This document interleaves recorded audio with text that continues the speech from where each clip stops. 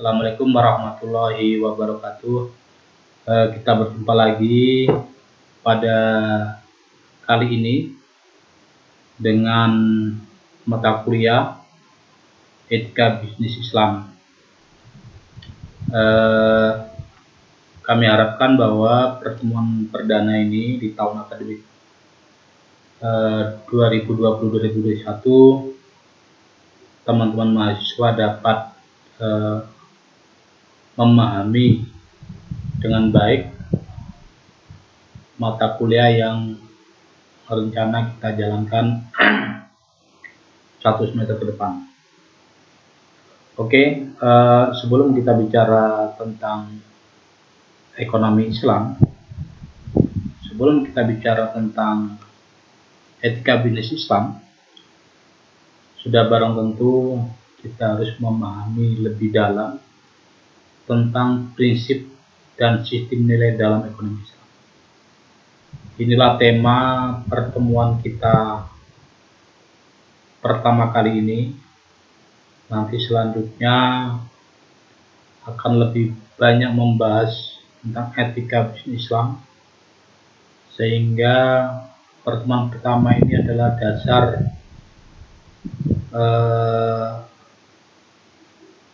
sistem nilai ekonomi Islam. Sehingga sebelum kita membicarakan dengan bisnis Islam yang lebih jauh, sudah barang tentu kita harus memahami dasarnya dulu, keyakinannya dulu.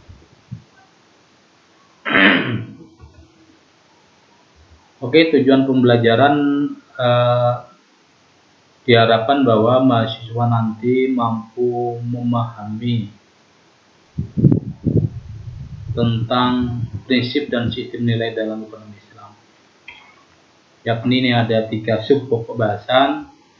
Yang pertama adalah prinsip dasar ajaran Islam. Yang kedua, sistem nilai dalam Islam. Dan yang ketiga adalah sistem ekonomi Islam. Kalau kita bicara tentang prinsip dasar ajaran Islam, ada kelompok besar yang perlu kita pahami, yakni harus adanya iman, Islam, dan ihsan. Ketiga kelompok besar ini, ketiga-tiganya ialah sebagai syarat terbentuknya ketakwaan seseorang. Apabila ketiganya ini sudah baik, sudah barang tentu bahwa takwanya juga akan membentuk ketakwaan seseorang. Takwaan itu pun sendiri akan bersumber ajaran Islam, yaitu Al-Quran, As-Sunnah, dan ijtihad. Ketiga sumber inilah yang menjadikan seseorang bertakwa. Iman, Islam, dan ihsan yang mengantarkan seseorang bertakwa, yang dilandasi, yang bersumber dari Al-Quran, As-Sunnah, ijtihad. Oke, kalau kita bicara tentang prinsip dasar Islam, ini ada sebuah filosofi, yakni filosofi rumah, bahwa yang atapnya adalah ihsan, atau bisa dikiaskan dengan harta, dindingnya adalah Islam, yaitu sebagai pengetahuan, sedangkan pondasinya adalah tauhid atau keimanan. Tauhid, keimanan adalah pondasi yang paling kuat, karena tanpa pondasi yang kuat, tanpa keimanan yang kuat, seseorang tidak mampu memiliki pengetahuan yang baik. Apabila pengetahuan, akal, karena pengetahuan ini adalah berhubungan dengan akal. Akal ada berhubungan yang memiliki kedudukan strategis, yakni bisa memecahkan problematika ekonomi, politik, atau problematika kehidupan yang lain, sehingga keimanan ditunjang dengan akal yang baik sudah barang tentu bahwa dapat menjaga dengan harta yang baik. Kenapa harta itu adalah atap? Karena harta adalah semuanya adalah titipan dari Allah Subhanahu wa taala. Tidak ada harta yang hakiki, yang kekal, karena harta tidak akan dibawa pulang, tidak akan dibawa mati. Prinsip dasar Islam yang pertama tadi, ihsan adalah sebagai atap. Jadi ya Al-Qur'annya di Al-Imran ayat 33 dan Al-Mulk ayat 2, bahwa harta dan segala kekayaan yang dimiliki manusia dalam penggunanya menjadikan amal yang baik. Jadi dengan harta atau kekayaan kita bisa merubah kita, atau kita bisa berbuat amal yang jauh lebih baik. Tidak sebaliknya, dengan harta kita dapat berfoya-foya, kita dapat memberi hal-hal yang berhubungan dengan kejahatan yang dilarang oleh Allah Subhanahu wa taala. Dinding atau tiang atau digambarkan Islam adalah pengetahuan yang dapat menjadikan penerang jalan dan petunjuk hidup. Jadi dengan pengetahuan yang baik, seseorang memiliki pengetahuan yang baik, sudah barang tentu bahwa dia bisa memilah antara yang baik dan yang buruk, antara yang jalan menuju yang terang atau yang gelap, bisa menuntun kehidupan yang baik. Itulah pengetahuan. Walaupun sekarang banyak orang yang memiliki pengetahuan, memiliki akal, tidak mampu untuk menjaga dirinya, dalam artian bahwa dia tidak mampu menerangi jalannya dia sendiri. Dia dapat berbuat jahat, dia dapat menyimpang dari jalan itu, kegelapan, sehingga kalau sudah seperti itu jauh akan menyimpang lagi dalam penggunaan hartanya. Pengetahuan yang tidak diimbangi dengan keimanan, maka dapat menyalahgunakan hartanya. Sehingga yang terakhir adalah ihsan, teladan. Sehingga harta dan pengetahuan yang dimiliki harus berdasarkan pada ajaran tauhid ketuhanan sebagai pondasi. Nah, kenapa dia sebagai pondasi? Karena kalau pondasinya kuat, keimanannya kuat, ketakwaan seseorang kuat, sudah barang tentu bahwa dia bisa memilih jalan yang terbaik. Dia bisa memilih jalan yang baik, yang buruk. Dia bisa menunjukkan hidup yang baik, tidak menyimpang dari hal-hal yang dilarang oleh Allah Subhanahu wa taala. Kalau dia memiliki akal yang baik, memiliki dasar yang baik, memiliki pengetahuan syariat tentang agama yang baik, sudah barang tentu bahwa harta yang dia miliki akan dijadikan jalan untuk mencari ridha Allah dengan beramal yang baik. Dari filosofi rumah tadi bisa kita jabarkan bahwa ada 3. Yang pertama adalah tujuan falah, yaitu harta. Jadi kesuksesan hakiki dalam perekonomian berupa tercapainya kesejahteraan yang mencakup kebahagiaan spiritual dan kemakmuran material pada tingkatan individu dan masyarakat.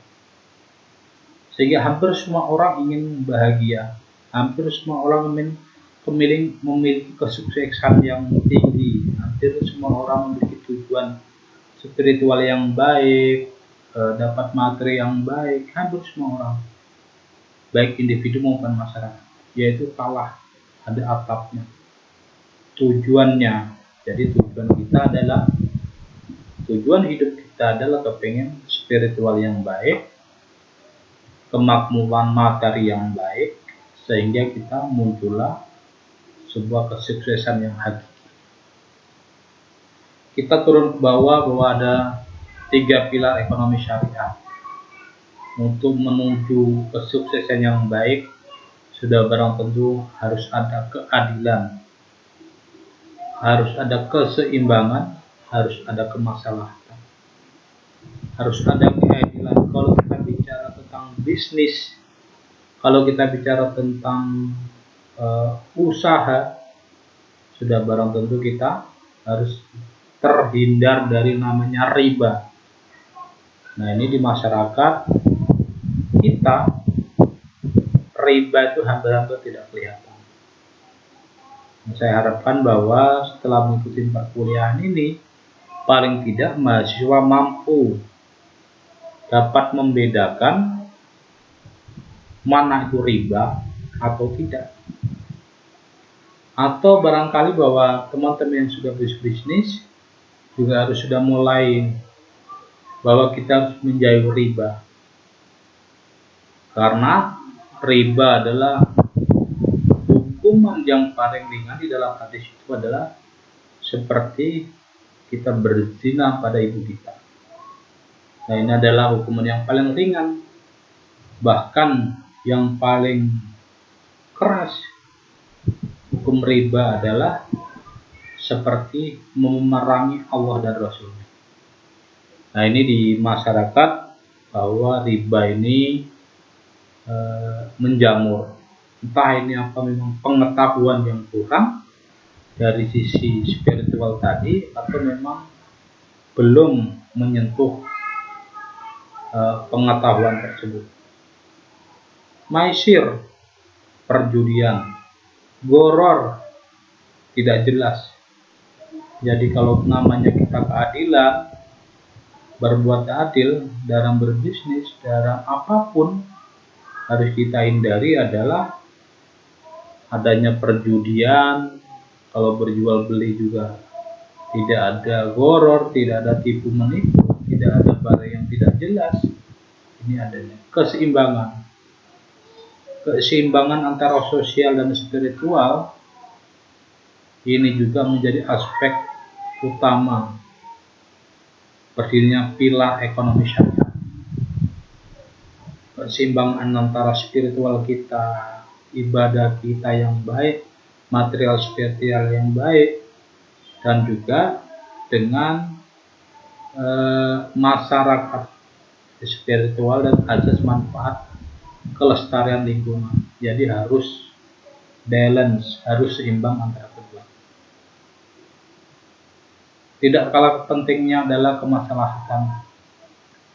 Nah, kalau kita bicara kemaslahatan, kita juga sudah barang tentu bahwa kita harus melindungi. Di dalam Islam itu ada 3 melindungi, ya, yaitu melindungi jiwa, harta, dan akal.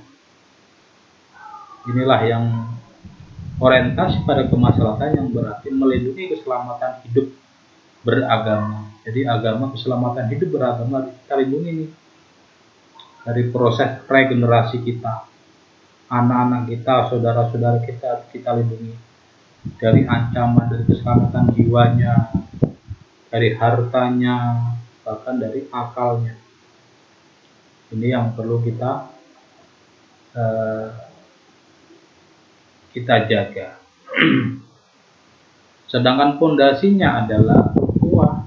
Kalau kita bicara ukhuwah, kita bicara kebersamaan, kita kepinginnya bahwa tercapainya kesuksesan adalah kita bersama tetangga kita, bersama keluarga kita. Inilah yang kita inginkan, bahwa dari ukhuwah itu nanti akhirnya kita akan mengetahui bahwa kaidah hukum muamalah yaitu tentang di bidang ekonomi itu syariah yang membimbing aktivitas ekonomi sehingga selalu sesuai dengan syariah. Jadi apapun kegiatan kita, baik itu berjual beli, baik itu perdagangan, baik itu berbisnis, harus sesuai dengan muamalah syariah, harus sesuai dengan tuntunan Allah dan Rasulnya.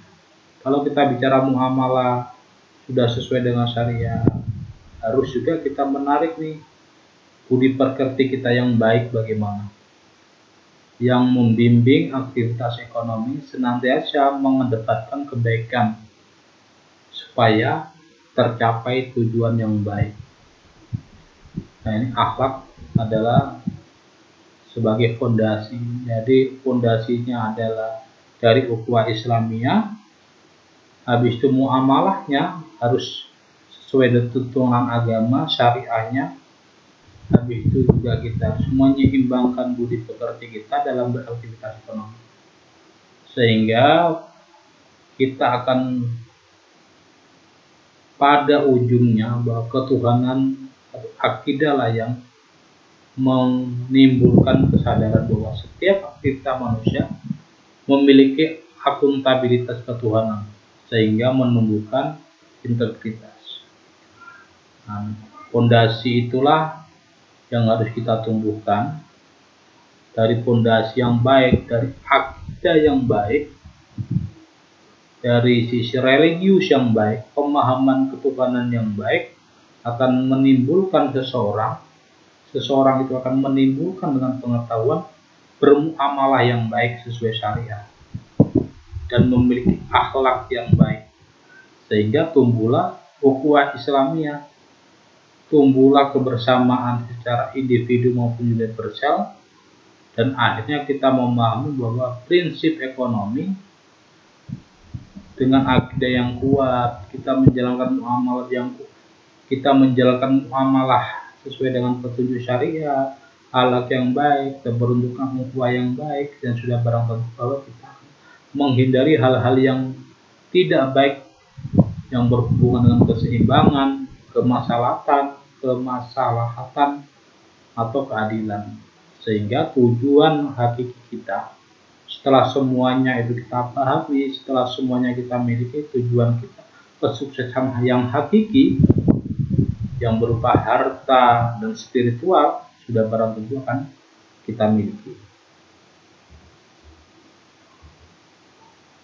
Prinsip dasar Islam yang dibangun dari iman, Islam, dan ihsan, habis itu dilandasi dengan tauhid yang baik, akan menimbulkan etika Islam, beretika yang baik. Tujuannya syarat yaitu terpeliharanya iman, hidup, nalar, keturunan, dan kekayaan. Inilah yang akhirnya dari rangka iman, Islam, ihsan yang baik, karena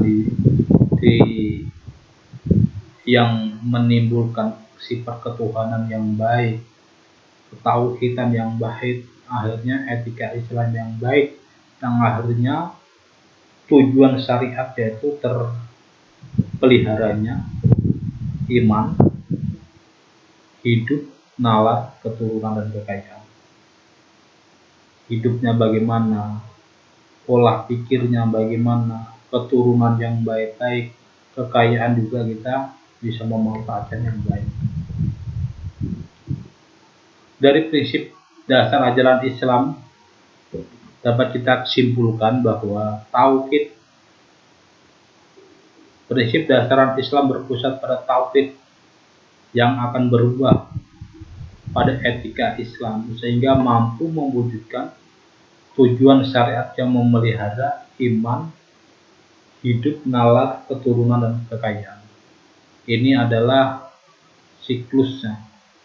Ini adalah prinsip ajaran Islam yang baik, yang berpusat pada ketuhanan, yang akan menghasilkan etika Islam yang baik, sehingga mampu mewujudkan tujuan syariat. sehingga sistem ekonomi dapat dibangun sejak awal dari suatu keyakinan, yakni iman, dan berakhir dengan kekayaan. Nah, dari pondasi tadi, dari filosofi rumah bahwa di bawah adalah iman, ihsan, iman, habis itu Islam dan ihsan. Yang digambarkan iman adalah sebagai pondasi yang baik, yang kuat. Islam adalah petunjuk atau jalan yang baik, akal yang baik, dan akhirnya akan memiliki kekayaan yang baik karena sudah didasari pada keimanan. Selanjutnya adalah kita akan bicara dengan sistem nilai dalam Islam. Kalau kita bicara sistem nilai dalam Islam, sudah barang tentu bahwa kita konsep nilai itu apa sih? Nilai moral itu apa sih? Dan tolak ukur nilai moral itu apa sih? Konsep nilai ini dalam Islam. Nah, nilai dalam Islam yang pertama adalah iman kepada Allah. Ini konsep nilai Islam adalah pasti seorang harus beriman kepada Allah, kemanusiaan,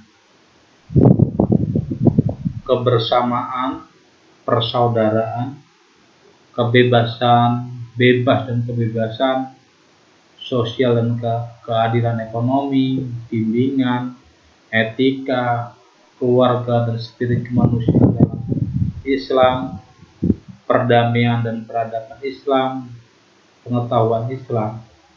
Ini adalah konsep nilai-nilai Islam. Yang mestinya konsep nilai ini bahwa iman kepada Allah, seseorang harus dimiliki nih iman kepada Allah. Habis itu konsep nilai Islam yang kedua adalah kemanusiaan. Sifat kemanusiaannya kepada orang lainnya bagaimana? Menanamkan persaudaraan dengan saudara kita, persaudaraan yang baik, habis itu bebas dan kebebasan tidak tertekan, artinya tidak ada yang mengintimidasi, sosial dan keadilan, sudah barang tentu harus baik, keadilan ekonominya, bimbingan, itu dan etika, artinya keluarga dan spirit, dan artinya pengetahuan Islam. Konsep kegunaan suatu barang yang dapat memenuhi kebutuhan. Ada konsep nilai bahwa nilai berhubungan erat dengan barang. Kalau sudah ada barangnya berarti ada nilainya. Jadi kegunaan suatu barang yang dapat memenuhi kebutuhan manusia. Jadi ada sesuatu yang ingin dipenuhi manusia, itulah nilai berhubungan erat dengan barang.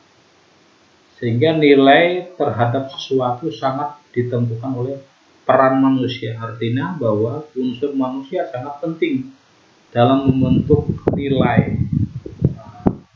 Jadi nilai-nilai itu adalah unsur-unsur nilai itu adalah akan terbentuk dari manusia. Manusia yang akan membentuknya. Artinya bahwa manusia sangat penting dalam membentuk nilai. Baik nilai baik, nilai apapun itu manusia adalah yang akan bisa membentuknya.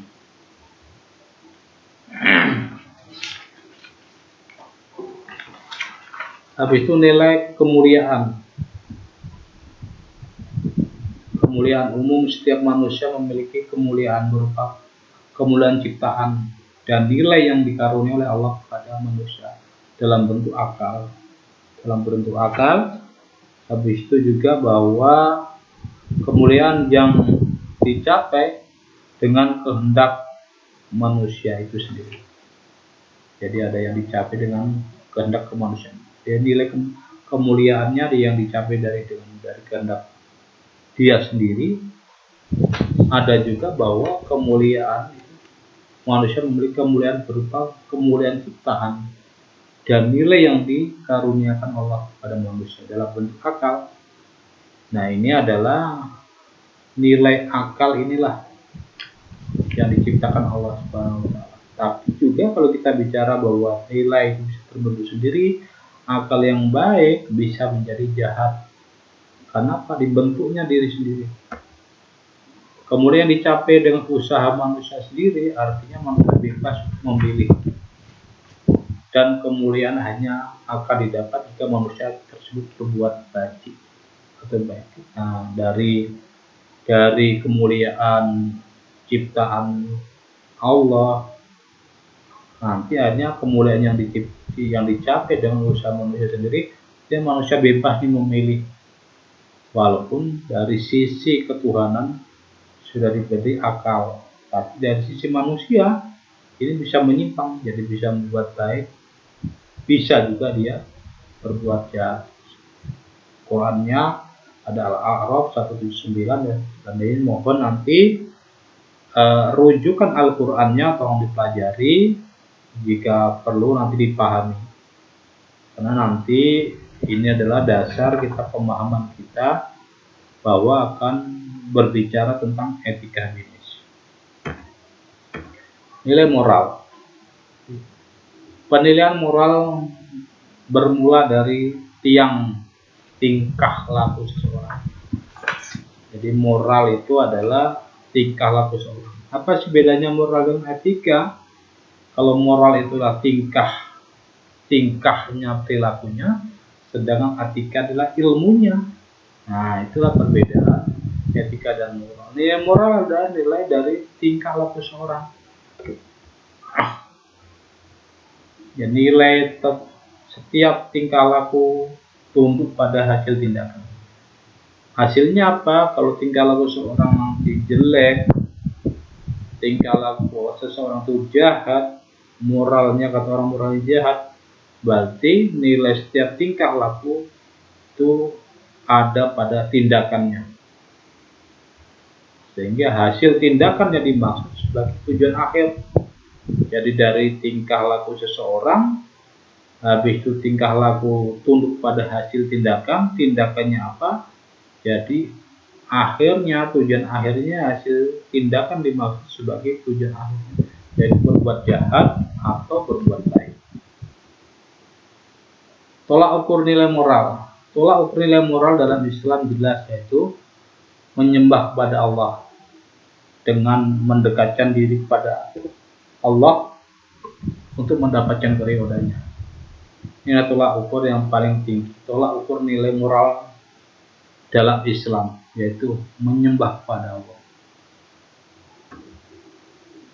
Jadi kesimpulannya bahwa kesempurnaan nilai dicapai sebagai hasil dari perbuatan bebas manusia sendiri, yang dengan pilihan yang benar sesuai syariat Islam akan mendapatkan kesempurnaan nilai di mata Allah. Nah, ini tolak ukurnya tadi adalah tolak ukur dalam Islam, yaitu jelas menyembah kepada Allah dengan mendekatkan diri kepada Allah untuk mendapatkan keridhaannya. Ini nilai-nilai dari diri manusia.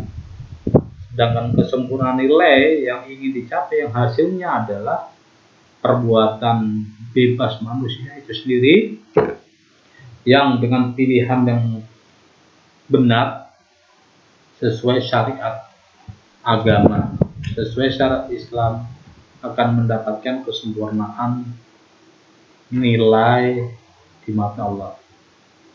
Sehingga nilai kebebasan dalam Al-Quran terdapat pada surat Al-Kahfi ayat 29. Nah, inilah nilai kebebasan manusia yang akhirnya dia bisa memilih yang benar sesuai syariat Islam. Selanjutnya adalah kita bicara sistem ekonomi Islam. Sistem ekonomi Islam mengutamakan aspek hukum dan etika. Nah, ini kalau kita sudah bicara hukum dan etika, ini juga sudah barang tentu kita harus memahami bahwa hukum dan etika itu adalah merujuk pada Al-Quran dan As-Sunnah.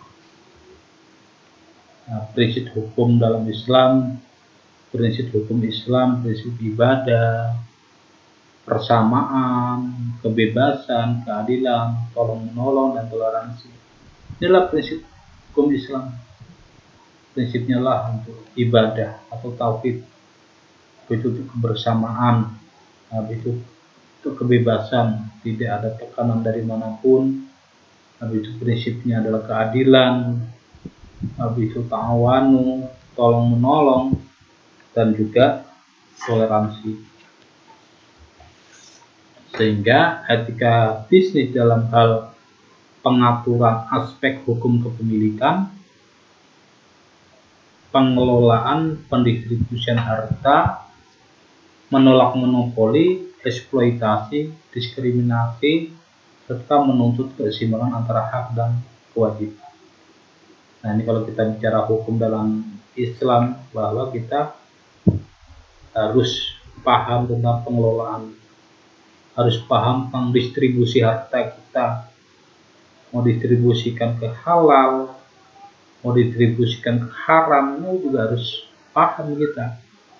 Etika bisnis itu, kalau kita memiliki etika bisnis, aspek hukum kepemilikan gimana nih pengelolaannya, ini kan sesuai dengan tuntunan Nabi, pengelolaan pendistribusian harta kita yang kita dapat, apakah memang sudah sesuai. Menolak monopoli, di dalam Islam juga melarang monopoli, menjual dalam monopoli suatu barang, mengeksploitasi, diskriminasi, serta menuntut keseimbangan antara hak dan kewajiban. Ini juga harus selaras dan seimbang.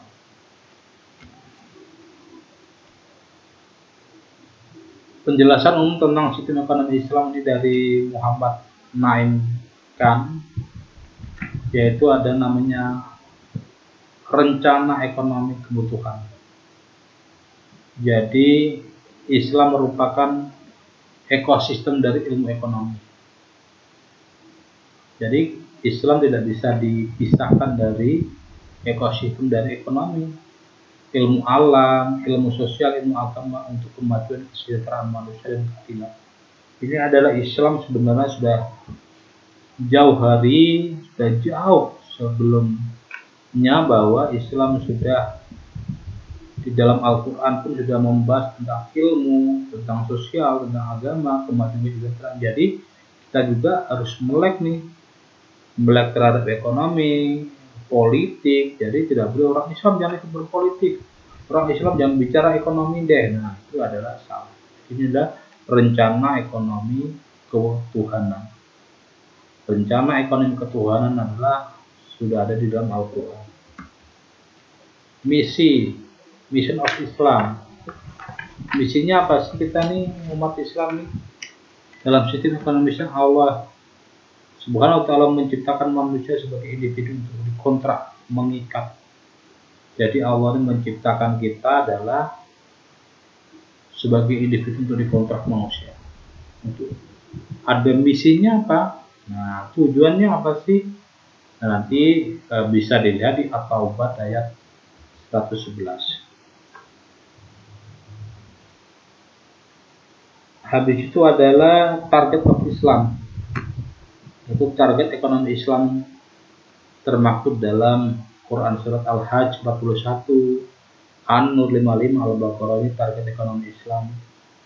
Yang bagaimana sih? Nah, ini nanti bisa dibaca. Sebenarnya sudah saya siapkan Al-Qurannya, tapi belum sempat saya masukkan ke slide ini. Dan harapan kenapa karena ini tidak tatap muka. Seandainya tatap muka, teman-teman mahasiswa saya wajibkan untuk menginstal Al-Qurannya di Android masing-masing. Monggo dicek, artinya bukan hanya mendengar, bukan hanya tahu ayatnya, tapi bahwa mahasiswa, adik-adik mahasiswa akan secara langsung tahu, sehingga nanti tidak ada alasan lagi nih kalau orang yang tidak tahu itu hukumannya kan ringan. Tapi kalau orang sudah tahu, dalam pembelajaran tahu habis itu melanggar, nah ini juga sudah tahu nih hukum Islam bagaimana sih terkait dengan ekonomi, tapi dia melanggar, sudah dalam tentu itu adalah lain lagi nanti hukumannya. Habis itu principle of Islam economic dijelaskan dalam Al-Quran. Nanti monggo habis itu dimensi of Islamic economic system, ya tujuan utama dalam Islam adalah spiritual, meningkatkan ketakwaan. Yang kedua adalah sistem hukum untuk menjaga hak asasi manusia, yaitu menjaga kekayaan, pendapatan yang diperoleh secara legal dan sosial. Jadi pendapatan kita, kekayaan kita ini juga jangan kita peroleh dengan tidak legal, tidak sesuai syariat. Legal, tidak sesuai syariat. Habis itu memaksimalkan keuntungan sosial, membatasi kebebasan yang berlebihan. Jadi memaksimal keuntungan sosial ini membatasi kebebasan yang berlebihan. Sedangkan yang terakhir adalah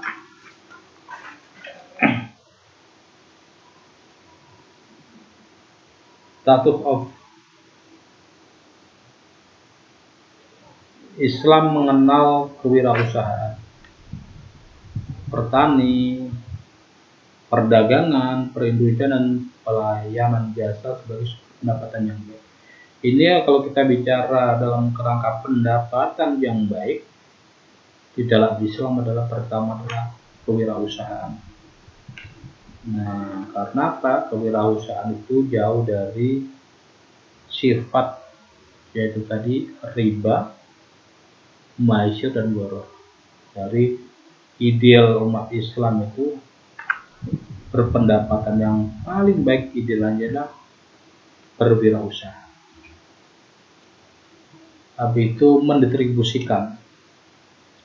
Cara mendistribusikan kekayaan untuk kesejahteraan atau membantu orang yang miskin, yang lemah, atau membayar pajak pemerintah dipandang sebagai ibadah.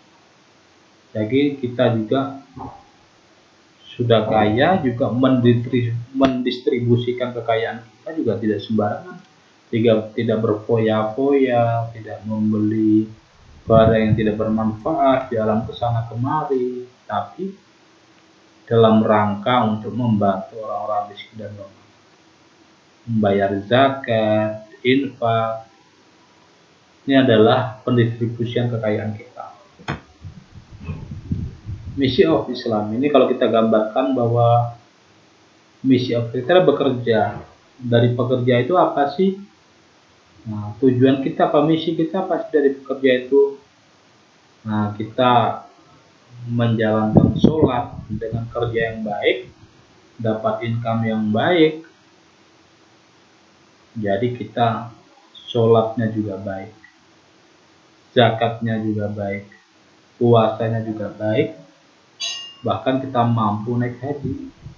Nah, ini adalah misi Islam. Misi kita adalah kepinginnya sholat yang baik, zakat yang baik, puasa baik, naik haji. Kalau kita bicara naik haji, berarti kita harus kaya nih.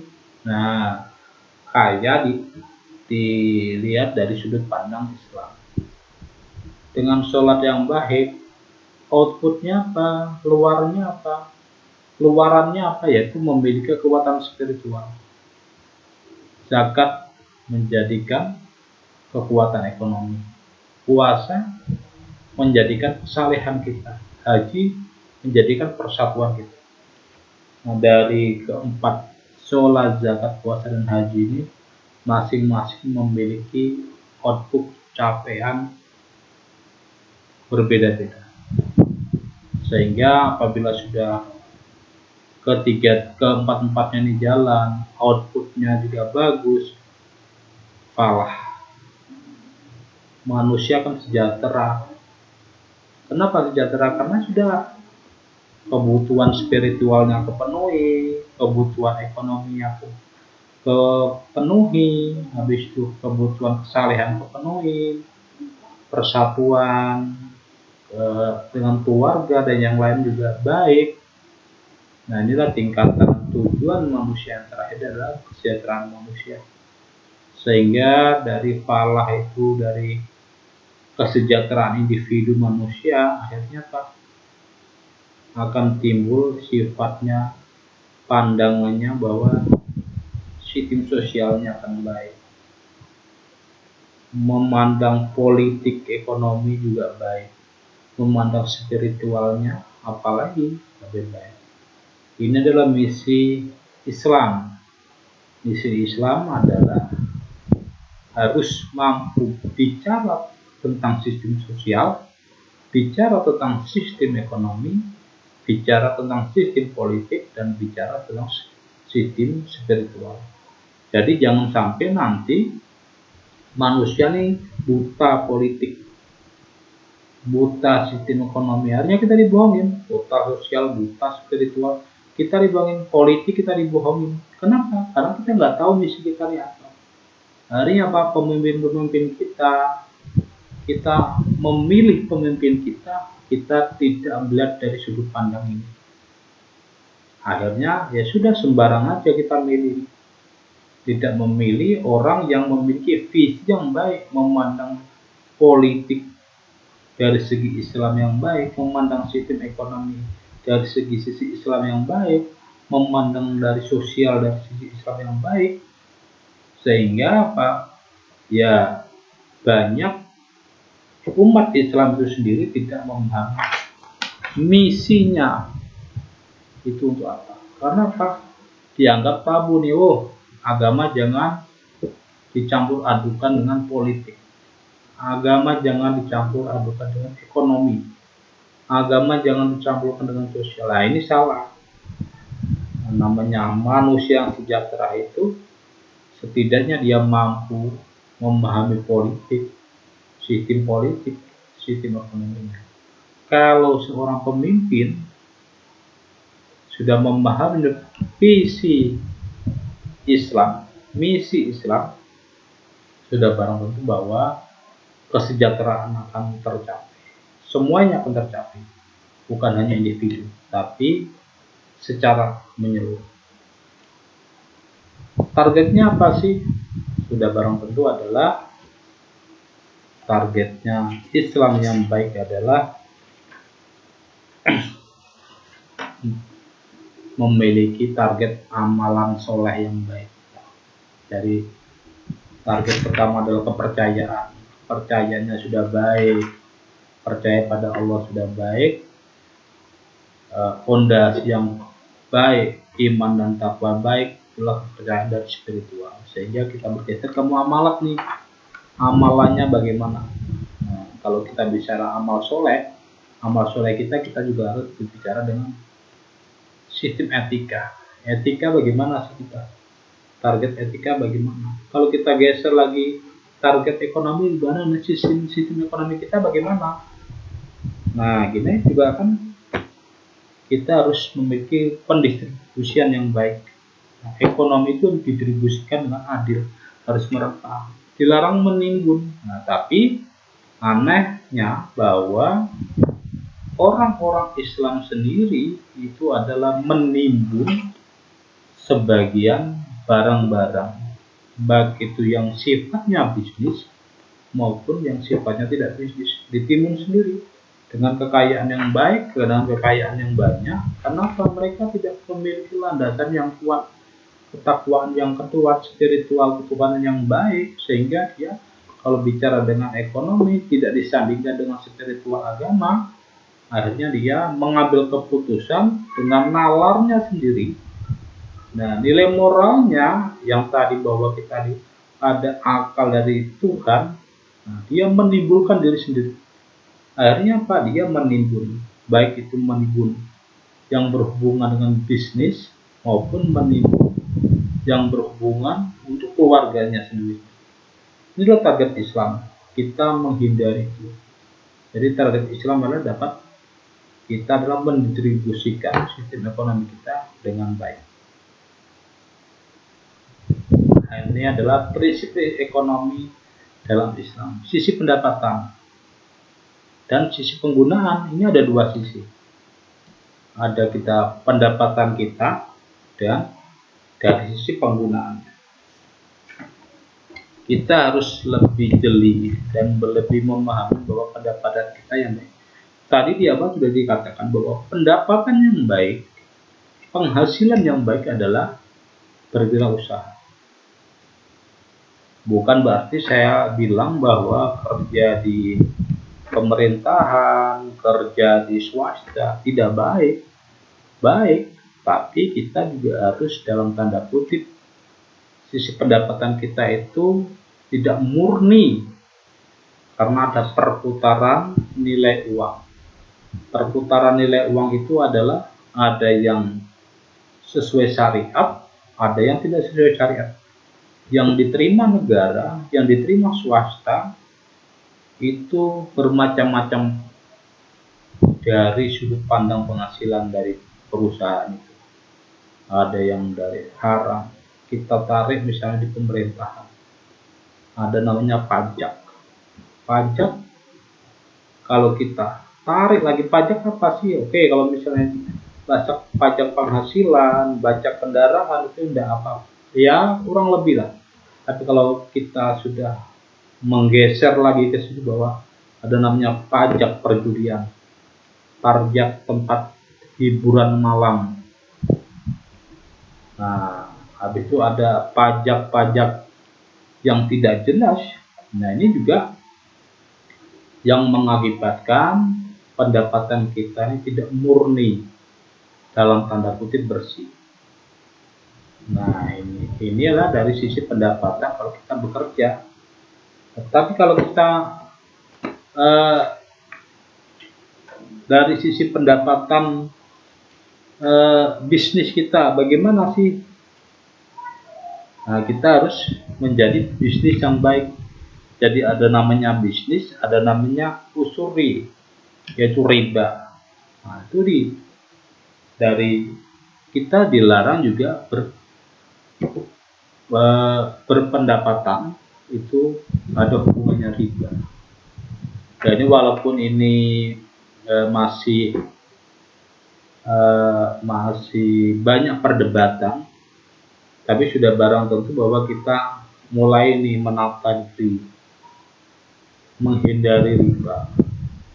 Nah, ini nanti akan jauh kita pahami, kita jelaskan bahwa nanti ada transaksi jual beli. Nanti ada di pertemuan kelima atau keempat, nanti ada namanya transaksi jual beli.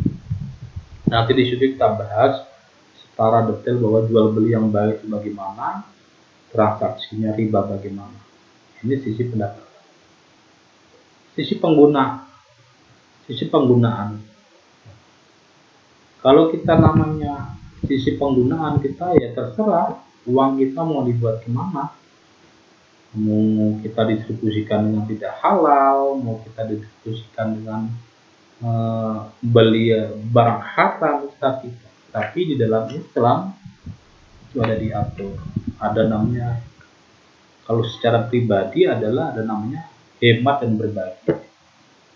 Kita melihat sesuatu barang itu berdasarkan kebutuhan, bukan berdasarkan keinginan. Nah, tapi kebanyakan adalah teman-teman kita, orang-orang Islam itu bukan berdasarkan keinginan, bukan berdasarkan kebutuhan, tapi berdasarkan keinginan. Nah, sehingga timbullah bahwa sifat hemat itu tidak ada. Jadi banyak orang-orang Islam dalam tanda kutip bisa kurang berhemat. Karena dia apa? Dia tidak melihat bahwa itu sebagai kebutuhan, tapi sebuah keinginan. Mobil satu kurang, rumah satu kurang, di rumah sudah ada televisi, kepingin televisi, tetangganya beli, kepingin beli. Ini adalah tidak berdasarkan kebutuhan, tapi berdasarkan keinginan. Begitu juga dari penggunaan dari sisi negara.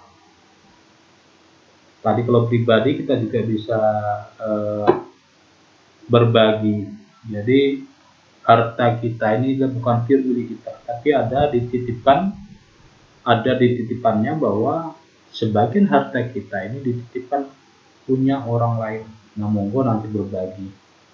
Nah, ini nanti dalam konsumsi nanti juga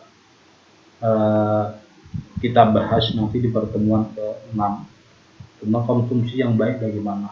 Jadi kita harus berhemat dan berbagi.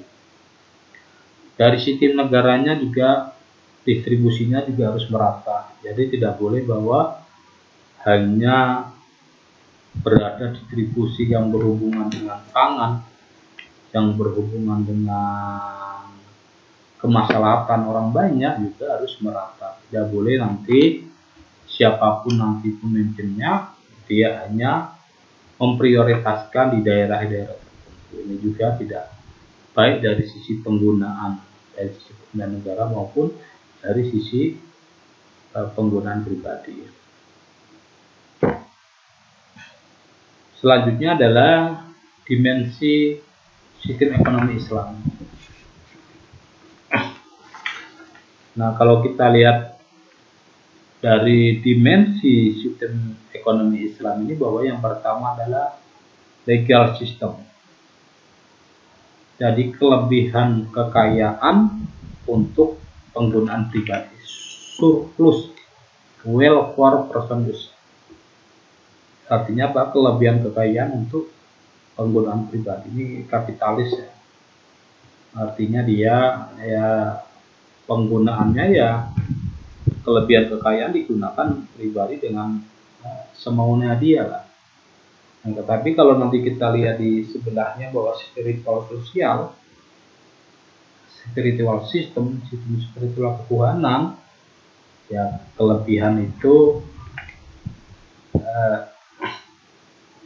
dari kelebihan bisa dimanfaatkan ke sosial ya. Seperti tadi bahwa kelebihannya tidak kita hura-hurakan, tapi ada zakat dari tetangga kita, sehingga nanti akhirnya sintetis adanya perpaduan keduanya.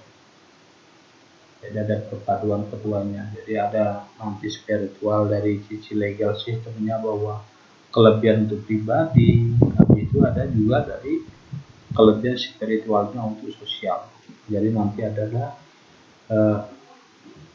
bisa berpanduan, sehingga bahwa penyaluran kekayaan berlebihan untuk orang miskin. Nah, timbulnya gitu bahwa jadi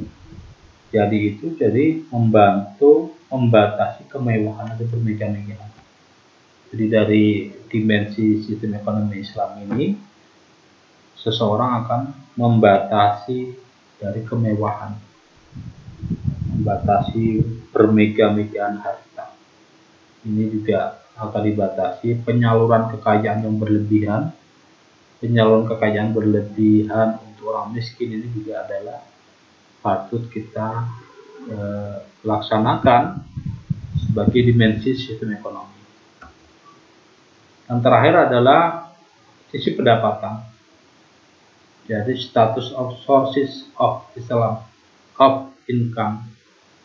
Jadi pendapatan yang paling ideal adalah kewirausahaan, entrepreneurship, yaitu adanya pekerja, laboran of capital. Jadi ada tenaga kerja dan ada tenaga modal. Jadi itu idealnya. Jadi umat Islam yang paling ideal apa sih? Kerjanya yang paling ideal adalah berwirausaha. Jadi sudah dicontohkan Rasulullah bahwa Rasulullah telah berwirausaha. Pertama dia kecil, dia ikut Khadijah, sudah berdagang. Yang paling baik berdagang. Berwirausaha itu adalah pekerjaan ideal yang baik, yang sangat baik. Jadi bukan berarti kita juga bicara bahwa kita bekerja di pemerintahan tidak baik, kita bekerja di swasta tidak baik, tapi menurut pandangan Islam bahwa kerja pendapatan yang paling baik, yang ideal adalah berwirausaha, karena di situ sudah barang tentu hasil mengurangi hal-hal yang sifatnya tidak baik. Nah, ini karena kewirausahaan itu adalah kita sendiri yang mengelola, dari sisi pendapatan kita yang mengelola, habis itu kita mendistribusikan. Nah, itu semuanya adalah. Sedangkan yang kedua adalah kemitraan, yaitu kemitraan ini masih agak nomor 2-nya lah dari yang ideal kewirausahaan tadi. Akhirnya yang kedua adalah yang masih dianggap baik adalah kemitraan, yaitu adanya penyedia modal atau adanya juga tenaga kerja. Ini kemitraan. Sedangkan yang bawah, middleman dan money medium of change, ini adalah yang dilarang. Jadi pertukaran uang atau profit itu tidak baik. Tidak baiklah dari sisi pendapatan, dari income pendapatan, dari sudut pandang pendapatan dari sisi umat Islam. Demikian adalah pertemuan kita tentang mata kuliah pertama, yaitu prinsip dan sistem nilai dalam ekonomi Islam. Ini sudah kita bahas bahwa yang pertama tadi adalah prinsip dasar ajaran Islam. Ini adalah sebagai fondasi sebelum kita bicara lebih jauh tentang bisnis, tentang ekonomi, tentang etika bisnis Islam. Karena prinsip dasar ini adalah adanya ketuhanan di dalamnya, adanya ketakwaan. Ya. Sehingga itu adalah penting untuk kita pahami dulu sebelum kita melangkah ke materi berikut. Yang kedua, sistem nilai dalam Islam juga ini sangat penting, yang harus kita pahami tadi juga termasuk sistem ekonomi Islam dari sisi pendapatan, dari sisi penggunaan, dari sisi pendistribusian, ini juga harus kita pahami. Sehingga nanti pada saat kita bicara etika bisnis Islam, etika yang baik dalam berbisnis Islam, kita akan bicara tentang transaksi jual beli, kita akan berbicara dengan perspektif etika konsumsi, pendistribusian, baik itu produksi, juga kita semuanya landasannya adalah dari sini. Cukup sekian mata ajaran yang pertama ini tentang pembahasan prinsip dan sistem nilai dalam ekonomi Islam. Kami harapkan bahwa teman-teman mahasiswa dapat memahaminya.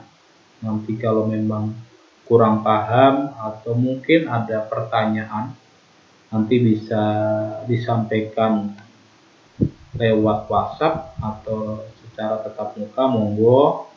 Nanti kita sama-sama sharing dari pendapat mahasiswa. Mungkin saya cukupkan. Saya harapkan bahwa mahasiswa tetap menjaga kesehatan karena di masa pandemi ini, dan mohon tetap nanti dipelajari dengan baik. Nanti monggo dilihat di buku-bukunya yang Bapak pakai, nanti dibaca, nanti kalau yang kurang-kurang monggo kita diskusikan. Oke, sekian pertemuan pada kali ini saya akhiri. Assalamualaikum warahmatullahi wabarakatuh.